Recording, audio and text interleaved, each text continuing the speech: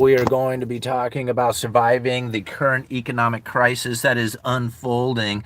Now, I share with the people many times what it is that I feel is taking place with monetary policy, which has a tendency to be very different from what it is that a lot of people are seeing out there when it comes to the administration pushing the Federal Reserve around, trying to get them to lower interest rates. When I look at the monetary policy that has been conducted by the Federal Reserve in the idea of what it is that they were looking for when it comes to their strategy, this doesn't surprise me. Elevated inflation and inflation expectations. But how to survive this becomes very difficult, as many times people are looking for the answer. They're looking for a quick, short, easy answer on what it is that they need to do in order to survive. And many times you'll find people that say, well, just buy Bitcoin, what else you need to know, or just buy silver or gold and just get out of it and you'll be fine. Now, this is a great suggestion for a lot of people out there. If you have nothing going on in your life and you're just willing to sit there and watch the news,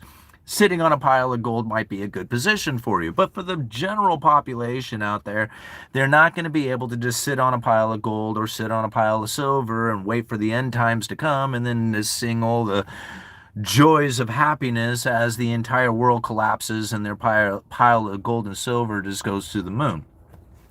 Now, that might be a great position for some people to wait for. Most people are not going to be able to do that. They're going to have to do something within this current environment in order to survive, and doing something is better than doing nothing, right? And so doing something is the real big question that people ask. What do I do? Where do I go? What do I do with my money and stuff like that? And this is a very, very relative question to the individual person themselves. It really depends on how old you are, what you're looking for in your life, how much debt you have, how much skills you have taken on throughout your existence. There is a lot of questions that need to be asked on what it is that you need to do for your own personal position. Now, when I think about what it is that I have done, now I'm not somebody who has college education degrees and family inheritance and business opportunities and all this other stuff. I don't have any of that stuff.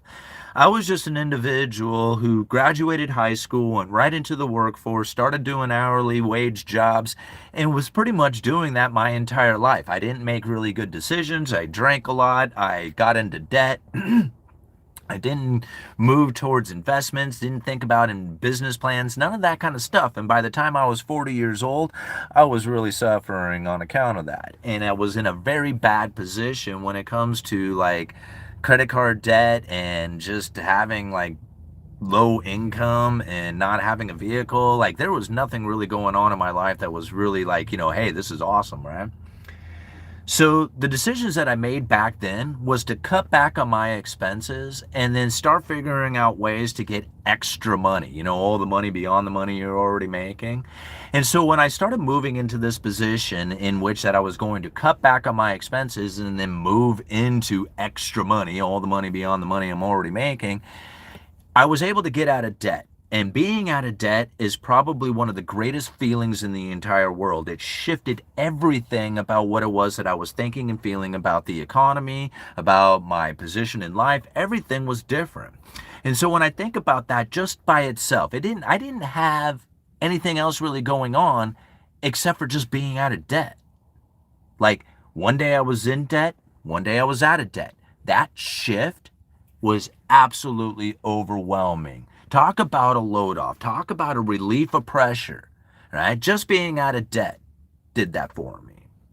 And so when I thought about what it is that an individual can do your best, absolute best to get out of debt. See, people think, well, where do I invest money? And I'm thinking, well, I'm going to go off of the advice that the individual that had said when I was looking for advice in investing, when they said, if you got debt, just pay off your debt. There's no better investment than to pay off debt. There's no better return on your capital than to pay off the debt, because you have to get a return on your investment that is beyond the interest that you're paying on your debt. Might as well just pay the debt off. So when I thought about it in that fashion and I just started moving to paying off the debt, I was able to position myself in such a way that I had very low expenses, and all of a sudden one day I had no debt. Talk about an ability to start investing. Once you have that going on, now you can start positioning yourself to have assets, asset allocations, dividend paying stocks, rental properties, hell, even like speculative assets like Bitcoin or gold or silver. All these things are outside of your, like, how do I put this? Moving towards assets is moving you towards a position in which that the deterioration of your life will no longer be a complicated issue that you're facing. And now what I mean by that is every bill, every health issue you have, every unfortunate consequence of life that turns up, these things cost you time, cost you expenses, it costs you everything in your life that you have been working for. Those things cost you, it takes it away, right? But if you have a dividend paying stock, if you got rental properties, if you got a business that you have built, now you have something that is going to help pay you throughout your existence beyond that of your occupation, or you can make that your occupation, right? This mindset, this position that you take or should take or could take is going to end up separating you from everybody else. And what I mean by separating you from everybody else, I mean you live independently.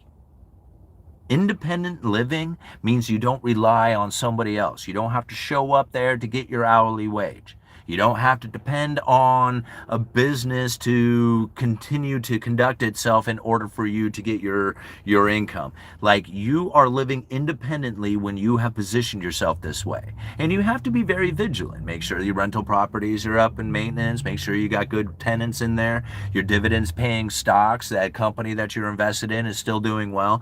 It takes work and effort. You don't just get to blindly step into it and then walk away. Right? But once you recognize this is the position in which that you need to take in order to survive, it's not something you're just hoping to do. It's something that you've given yourself no other choice but to do. Think about that for just a minute. You have given yourself no other choice but to do it this way. That is to cut back on your expenses and move into a secure rate of interest beyond that of your occupation.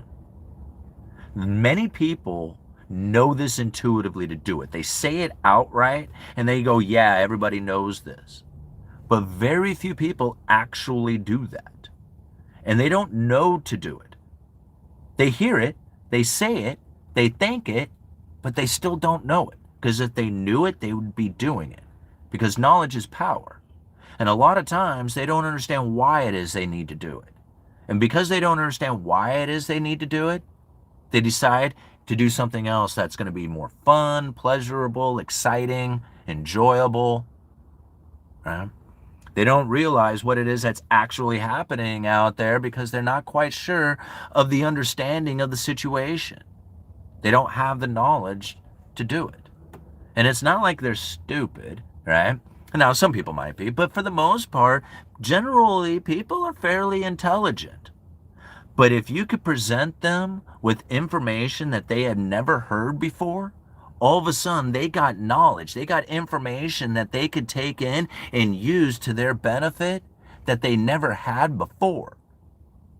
This bit of knowledge can change everything about the way that they're conducting themselves, how it is that they see the economy, what it is that they are thinking for the political mindset. And so when I think about what it is that I've tried to share here on this channel when it comes to the credible threat theory, I think to myself, very few people have internalized the information that we have here on this channel.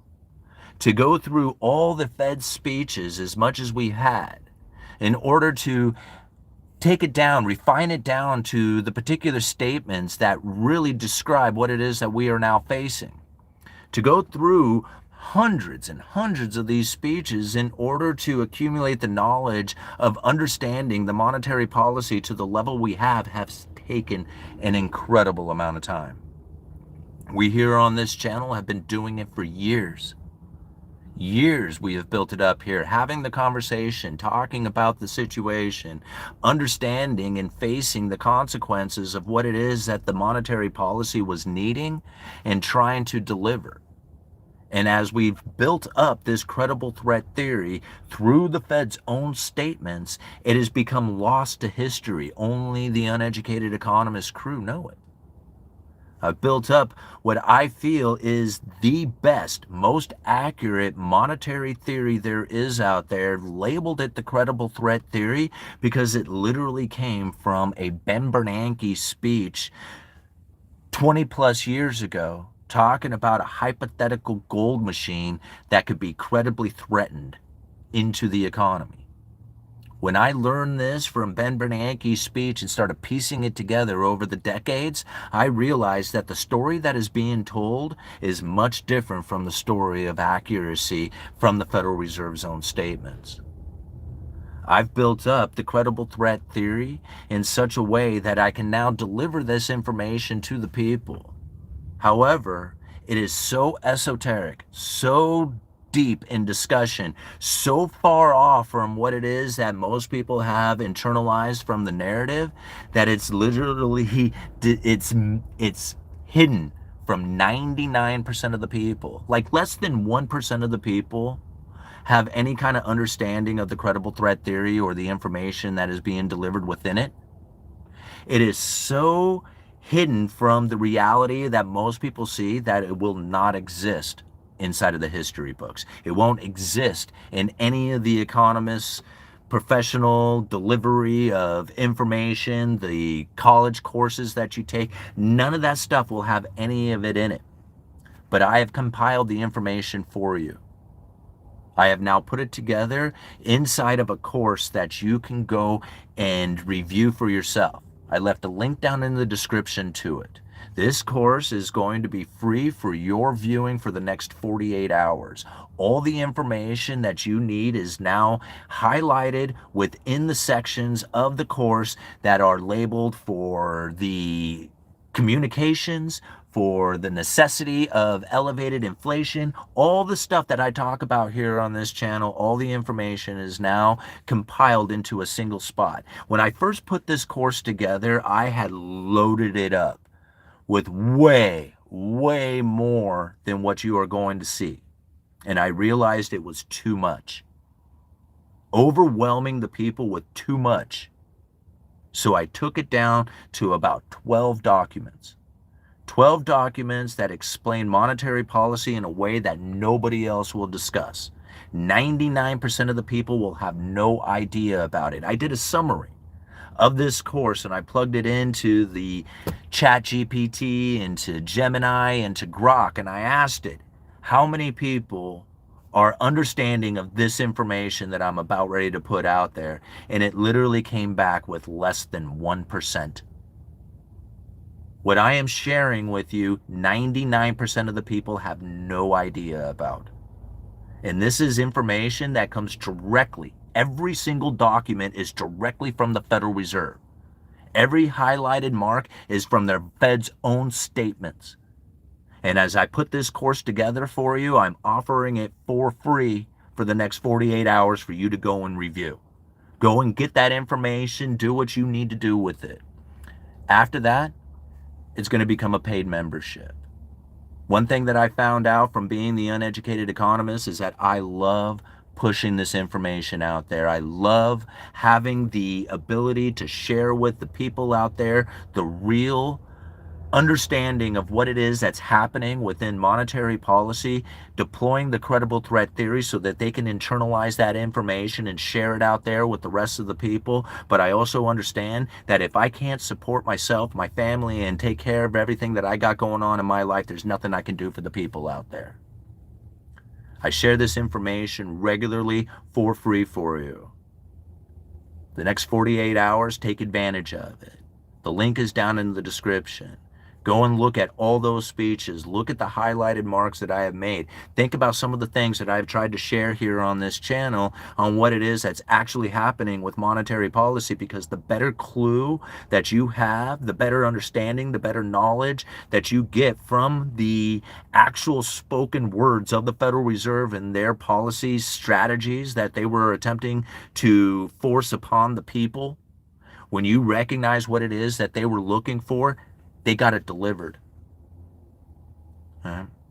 Not many people realize that. In fact, 99% of the people missed it. Less than 1% of the people are going to be able to understand and internalize the information that I am sharing. But the way I have shared it, the way I have compiled it, the way I have put it together, the average everyday person can take this information and use it for themselves. We are the only ones doing this. There is nobody else on YouTube, nobody else on the internet, nobody who has done it the way that I have done it, and it's built by you. You, the viewers, did this, not me. I'm just merely the person who was compiling the information and sharing it, and then had the forum here to have the discussion, but it was the viewers themselves that guided the credible threat theory. Okay. That's why I know it's more accurate than anybody else's out there, because it was really built out of organic understanding of the Federal Reserve's own words through a working class point of view. We got this dialed in, guys. Right? Way better than most people do. And as they suffer the consequences of misunderstanding the Federal Reserve strategy, we are very, very well aware of it. All right, 16 minutes into the stream. Let's go check this out. You are welcome, Simon. You are a good dude. You deserve the money. Well, thank you, Deplorable. I really appreciate it. And I hope everybody goes and checks out the link that I left down in the description. Again, this is information that I have shared many times on this channel, but this is the one place that is now compiled together so that you can go and review it for yourself. Go and check it out. Like, you have 48 hours to take this information and do whatever it is that you need to do with it. And after that, we are going to continue to build this course up. This is the bones of the information. After this, it's just refining it, adding more to it as time goes on and the new information that comes up. But if you're looking for the heart of the credible threat theory, if you are looking for what it is that I did in order to acquire the knowledge to build the credible threat theory, it was done with a conversation here on this channel and the information that I left down in the link of this description of this video. Okay? And again, you know, we can discuss this all day long. Have it internalized to cemented into our tongues. We could speak it as clearly as possible, and I guarantee you, you will not be able to have a conversation with 99% of the people out there, because they will have no idea what you're talking about. Think about the knowledge, the power of knowledge when it comes to that understanding. Again, this is information that is directly from the Federal Reserve itself. There is not one document that comes from anywhere else. All of them come from the Fed. And then I use their words against them. An all-nighter and deja vu. Go check your emails, because I think I sent both of you guys a link to the course. All right. We are the one percenters. Thanks all. We are literally the one percenters, right? Peter is 60 above zero. Peter is also he misses it too, because he talks about how it is that inflation is destroying the dollar and dollar value, and you need to buy gold and all this other stuff, and that's great and it's true, and I totally get that, and I'm on board with the whole owning of silver and possession of precious metals, and for an insurance policy, I think it's a great position to be in, and I'm not pushing back against the idea of what it is that he is saying, because Peter Schiff is incredibly smart, and I have to give him credit for everything that I have built on my channel. If it wasn't for Peter Schiff and his lectures and videos and everything, I don't know if I would necessarily be here where I am today. I listen to a lot of Peter Schiff. The one thing that I found from Peter Schiff, though, is that he is a gold salesman. He's never going to deliver any information that leads you to any other direction other than the purchasing of gold, because that's what he does. He's a salesman. I know, I'm a salesman too. Takes one to know one. All right. So understanding that part of it then also leads me to believe that he's probably not going to deploy information that is going to lead you in any other direction other than the purchasing of gold. Okay? Like, I don't have anything to sell you. Well, I mean, now I do. You can go buy, well, you can't because it's free right now. But here in a couple of days, you're going to have the ability to buy the course off of me. That's the only thing that you can really purchase besides maybe a hoodie, right? By the membership to the channel. Like, I have very, very few things to sell you. Now, when I think about what it is that you need in order to sell something to somebody, when it comes to gold, a lot of fear, uncertainty, and doubt is what creates the sales pitch for gold. Okay, now when I think about what it is that's happening with the Federal Reserve, inflation and inflation expectation was a desperate need. If you don't believe me, check out the link down in the description to the speeches. Check out the highlighted marks that I have made on some of those speeches that very much describe how and what it is that the Federal Reserve was looking for, and elevated inflation was definitely part of it. So by pushing that idea that the Fed screwed up, the Fed dollar destruction, all this other stuff, it was actually lending power to the monetary policy in a way that most people didn't understand. And again, I try to share that here on this channel, that pushing the elevated inflation expectation raises the neutral interest rate, gets ever closer to the Fed funds rate, and it makes the economy far less restricted than anybody had given it consideration for. Right? Very, very different from what a lot of people are saying out there, but that's the reality of it. Right? And again, history is told by the people who are history belongs to those who are telling it.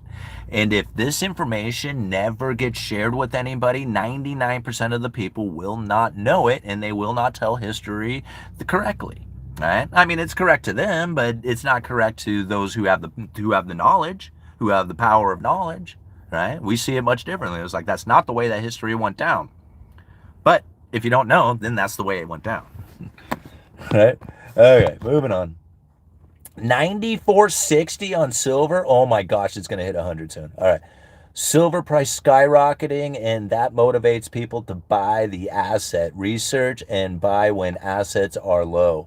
Yeah, and I don't know how many times that I tried to share that with the people that, dollar cost averaging over time. When it gets low, you add to your position. When it goes up, you just buy a little less, right? But you're always buying regularly.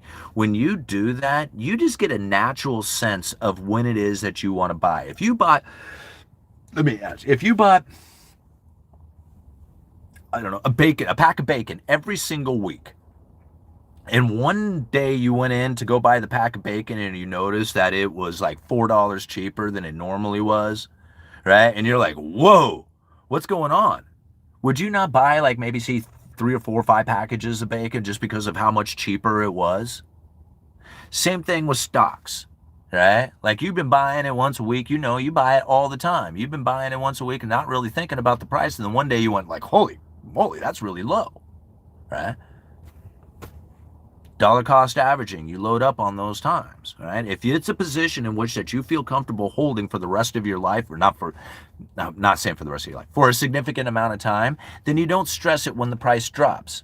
Only people who are emotional traders and stuff like that, they panic. But if you're dollar cost averaging, you don't even really think about it. You're just like, I just buy a little bit all the time, and hey, I was able to load up a little bit more while the price was down. That's great. You don't become that emotional investor because you're just doing it regularly anyway. Dollar cost average in, and then when the time comes, start dollar cost averaging back out. It's a very easy way of going about it. I've done it for years now, and it's simple. You don't get emotional about it. And once in a while you go and you look at your portfolio and you're like, wow, man, that's doing really well. As time goes on and you get more confident, you get more savings, and you get bigger portfolio, then you can start taking on risk, right? I mean, a lot of people love just jumping right into day trading and they kick ass at it. Wonderful, man. I mean, those are lucky people. I'm not that way. Like, I actually have to try at what I'm doing, and I don't get lucky on buying into stocks and selling stocks and doing it on a daily basis to try and flip them and make money that way.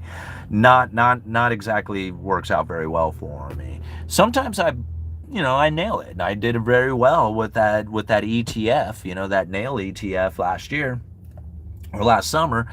I nailed that one pretty good, no pun intended, but it was a good buy at a good timing, and I just happened to recognize that one, and I'm not necessarily somebody who's going to be like, I can do that all the time. Let me show you how. All right, I happened to recognize that one. I pulled the trigger on it, made a little bit of money. It was awesome, but for the most part, I don't necessarily do it that way. I dollar cost average over time. All right. That means you should be buying Bitcoin right now. Uh-huh. We export silver in central Mexico. My cousin's company is booming. Yeah, I bet right now, especially. I only stock my freezers when beef is on sale. All right, 30 pounds of bacon in the freezer at $3.99. Right on. All right, consider most dealers will never offer you that price. A good luck finding normal prices to trade with. Silver price skyrockets, and oh, we already did that one. Okay. Buy Bitcoin now, wait 2 months, and sell it. Dylan, critique from what the Dill Substack is the only who has showed the U.S. hyperinflation since 2020. The only one showing hyper. See, here's the problem with that is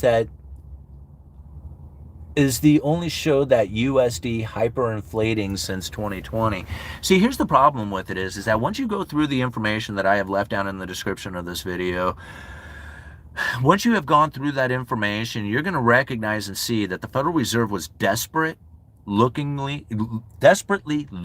for elevated inflation and inflation expectations. It's been delivered, right? This is saving the Federal Reserve's monetary policy. I don't know. It doesn't save the people, right? They get hurt. Well, the top 20% of people, they love it, but everybody else suffers the consequences of it. Nobody feels comfortable with it. Everybody is complaining. There's this like uncertainty abound for everyone, and that is nothing but pure power to the Federal Reserve. What this does, right, when you elevate the inflation and inflation expectation, and again, the links are down in the description to all this stuff, right? Go and check out all those speeches, all the highlighted marks that I have made on those speeches. Take a look at it. When you inflate the inflation expectations, when you push that up, when you have it through tariffs, through war, through COVID, through more credible threats of tariffs and firing of Jerome Powell and criminal charges and all this other stuff, this elevates the inflation expectations, right? What ends up happening is something called the neutral interest rate begins to rise. Now, that focus on the neutral interest rate is completely esoteric to like 99% of the people out there. It's one of the reasons why nobody gets it, right? It's because they don't even understand neutral interest rate at all, let alone something called R-star, which is different from the neutral interest rate. Now we're getting really complicated. See, this is why you need to take the course, right? This is why you need to take the course. If you take the course, all this stuff would make total sense. So what ends up happening is that if you raise the inflation expectation, you will raise the neutral interest rate. That neutral interest rate will begin to rise and get closer to the Fed funds rate. If it gets closer to the Fed funds rate, the economy is less restricted. So elevated inflation, the story of hyperinflation, the pushing of inflation expectations through that narrative actually makes the economy far less restricted than what people would give it consideration for. Now, it's not less restricted for the bottom 80%. You still suck in it. The top 20%, they're the ones who get to kill it. And you can recognize this through the consumer. Top 10% of household incomes now do 50% of the consuming, meaning that the top 20% do probably an additional 50%, which means like 70% of the consumption is done at the top 20% of household incomes. The bottom 80% are simply non-existent.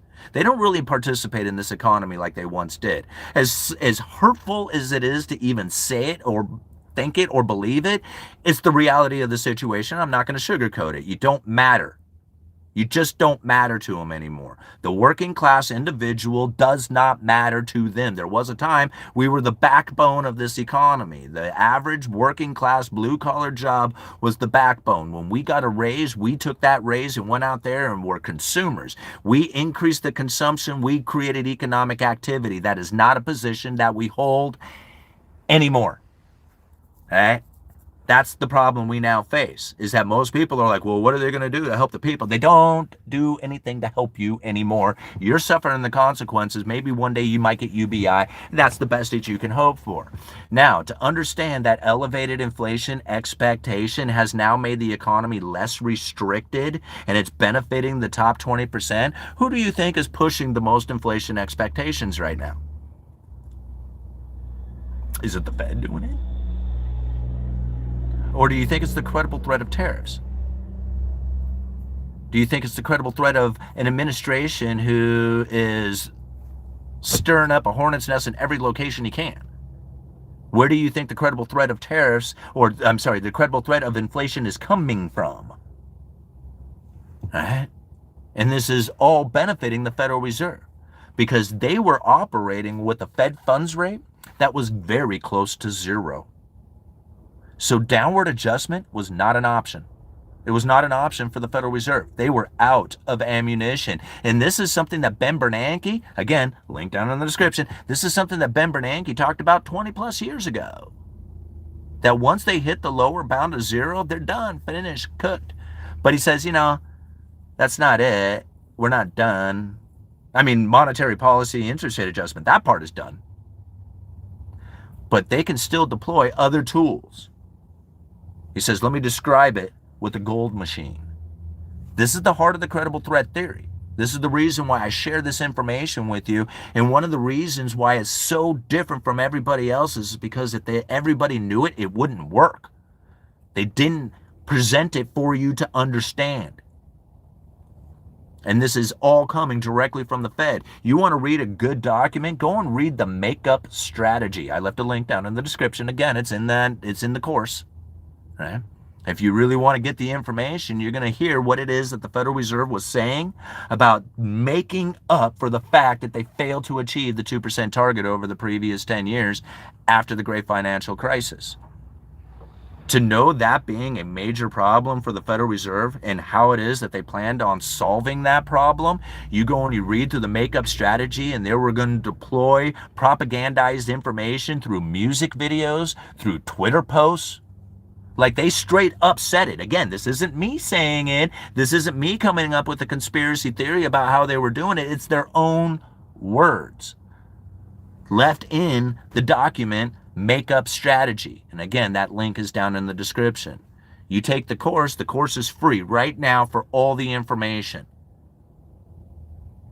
And for the next 48 hours, you can go and get all those speeches and do what it is that you need to do with them. After that, the course is going to become a paid membership, and I am going to review each and every single piece of that course so that everybody who takes the course will get a clear understanding of what it is that is being provided within it, because it is information that less than 1% of the population has. Less than 1%. Think about how powerful that information is if 99% of the people, and I'm talking major CEOs, maybe even politicians, don't have this. And it's hard to believe that to be the case, but it's reality. Go and look for yourself. Go and get the information and go and compile it yourself. Do a review and plug that into the Chat GPT or Gemini or whatever and ask it how many people are aware of this information. It's going to come back with less than 1%. We are it. We are literally the only ones here who are discussing this. Maybe in some high-level central banking office, they're discussing it as well, but nowhere else is it happening. So find it to be fortunate that here it is. You have the opportunity to go and click on that link and get that information for free right now for the next 48 hours. And after that, join in on the class. Break this stuff down with us, learn it, internalize it, and actually spread this information, because literally nobody has it. Literally nobody. Nobody.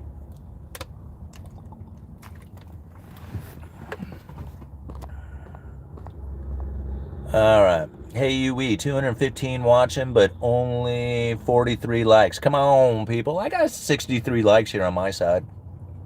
But you're right. Keep hitting that like button. Keep hitting the comment section. I got like another 2 minutes left here before I got to go back to work.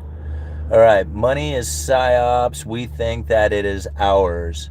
Well, it's not yours. The money is not. But what you do with it and the choices that you make with it are yours. And you can position yourself with it to be taking quite advantage of the situation. Membership pending for course.